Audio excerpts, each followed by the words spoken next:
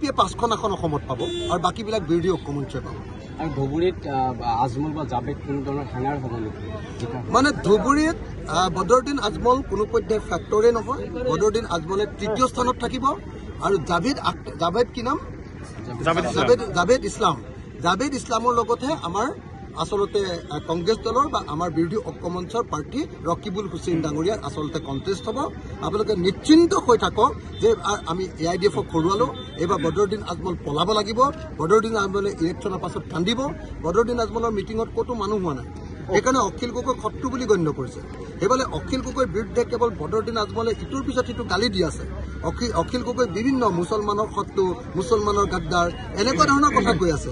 কিন্তু অসমীয়া জাতিৰ আৰু মুছলমানৰ আটাইতকৈ ডাঙৰ গাদ্দাৰজনৰ নামেই কিন্তু বদৰুদ্দিন আজমল ডাঙৰীয়া।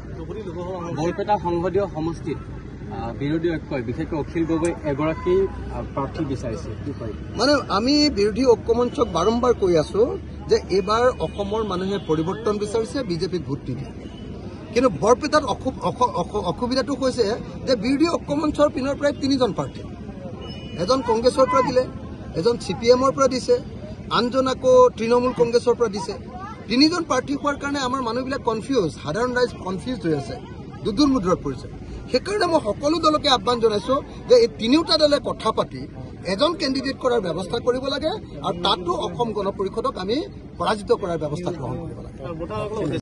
মন্দিয়া বিধানসভা সমষ্টিৰ 5খন ৰাজহুৱা সভা বা গণসভাকে আয়োজন কৰা হ'ল আৰু 5খন গণসভা ৰাইজৰ লগত কথা পাতি আমি নিশ্চিত হৈছোঁ যে বৰপেটা জিলাটো ধুবুৰী লোকসভা সমষ্টিত পৰা যিটো এলেকা, সেই এলেকাৰ ৰাইজে এইবাৰ ব্যাপক হাৰত কংগ্ৰেছ দলক হাতৰ চিনত ৰকিবুল হুছেইনক ভোটদান কৰিব। আচলতে AIDF দলটো যে আচলতে মুছলমানৰ শত্ৰু আৰু বদৰুদ্দিন আজমল ডাঙৰীয়া যে সংখ্যালঘুৰ গাদ্দাৰ, সংখ্যালঘুৰ যে বিশ্বাসঘাতক এজন মানুহ, সেই কথাটো সংখ্যালঘুৰ ৰাইজে মৰ্মে মৰ্মে উপলব্ধি কৰিছে। মামা আৰু চাচাই যে সদায় একেলগতে পলিটিক্স কৰে, মামাই চাচাৰ পিঠিটো খজুৱাই দিয়ে আৰু চাচাই মামাৰ পিঠিটো যে খজুৱাই দিয়ে, এই কথা সংখ্যালঘুৰ ৰাইজে এইবাৰ পুৰা বুজি উঠিছে। সেইকাৰণে সংখ্যালঘু ৰাইজে এইবাৰ সিদ্ধান্ত লৈছে যে এইবাৰ বদৰুদ্দিন আজমল ডাঙৰীয়া আৰু বিজেপি এই 2টা দলকে অসম গণ পৰিষদ দল আৰু AIDF এই 2টা দলকে এইবাৰ পৰাভূত কৰিব। সেইকাৰণে মই আপোনালোকক খাটাংকে ক'ব খোজো যে ধুবুৰী লোকসভা সমষ্টিত বদৰুদ্দিন আজমল ডাঙৰীয়া হাৰিব, নগাঁও লোকসভা সমষ্টিত এইবাৰ AIDF হাৰিব আৰু কৰিমগঞ্জ লোকসভা সমষ্টিত এইবাৰ AIDF হাৰিব।